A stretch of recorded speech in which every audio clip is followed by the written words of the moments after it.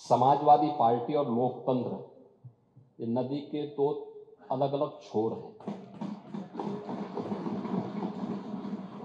इनका अरे सुनिए ना, लोकतंत्र में कब से विश्वास हो गया है, कब से लोकतंत्र में लोगों का विश्वास हो गया, इनके मुंह से ये शब्द शोभा नहीं देते हैं। स्वाभाविक रूप से संभल में जो नंद तांडव इन्होंने समाजवादी पार्टी सरकार के समय किया था, आज जब वहां पर उसका शुद्धिकरण का अभियान चल रहा है, तो अगर आपको हवन डालना है तब तो ठीक बात है, लेकिन अनावश्यक रूप से हर एक जगह न्यूसेंस क्रिएट करना, अपनी नकारात्मकता से उस क्षेत्र के विकास को अवरुद्ध करना, संभल हो, बहराइच हो या गोरखपुर, ये समाजवादी पार्टी हर जगह यही करती है। गोरखपुर के विरासत गलियारे के बारे में पांडे जी आप इतने वरिष्ठ हैं,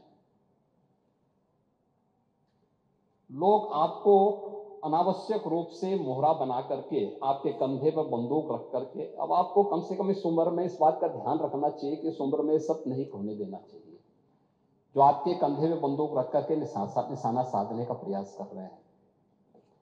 आपके 3 दिन पहले मैं स्वयं उस विरासत गलियारे का दौरा किया था, मालूम है ना।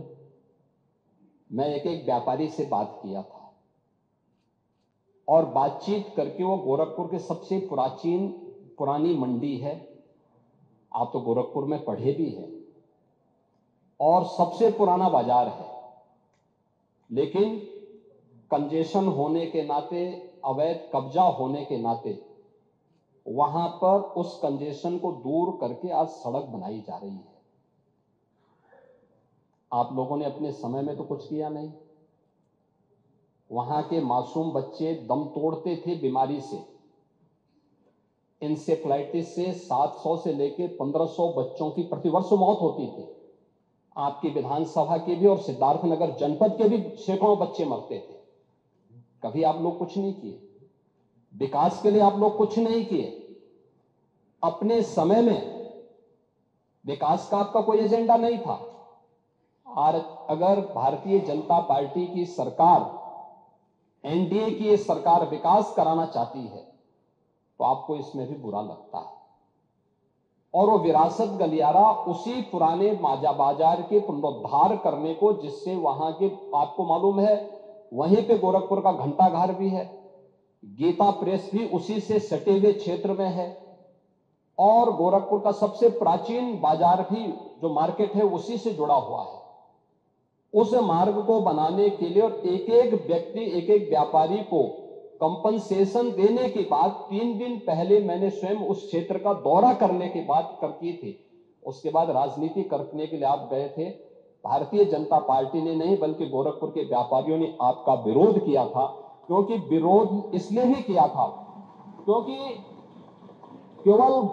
केवल वहीं का व्यापारी नहीं, प्रदेश भर के व्यापारी में समाजवादी पार्टी की चारों सरकारों के समय में जो भय और दहशत था, जो उनसे गुंडा टैक्स वसूली किया जाता था, उसके कारण व्यापारियों में आपके प्रति जो आक्रोश है, बार बार उसका खामियाजा समाजवादी पार्टी को भुगतना पड़ा था। और व्यापारी इसी बात को लेकर आशंकित थे कि उनके विकास के लिए कोई कार्य हो रहा है, उसमें फिर विघ्न बाधा पैदा करने के लिए आप गए होंगे। और व्यापारियों ने इस चीज का विरोध किया था कि भाई आप वहां बिना बुलाए मेहमान आकर के टपक पड़े हैं, विघ्न बाधा पैदा कर रहे हैं, ये नहीं होना चाहिए। अरे वो तो आपका सम्मान किया व्यापारियों ने।